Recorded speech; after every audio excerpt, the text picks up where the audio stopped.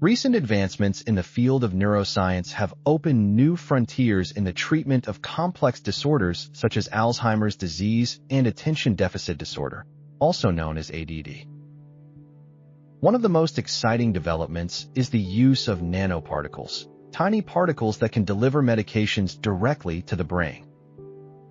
These nanoparticles act as transport systems that can cross the blood-brain barrier, a selective permeability barrier that protects the brain but also complicates the delivery of therapeutic agents.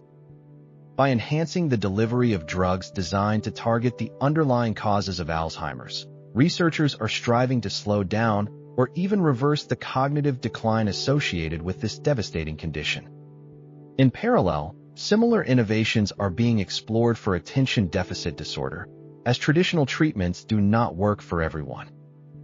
By using nanoparticles, scientists aim to create personalized therapies that can address the unique biochemical pathways involved in ADD. This targeted approach not only minimizes side effects, but also maximizes the effectiveness of the treatment.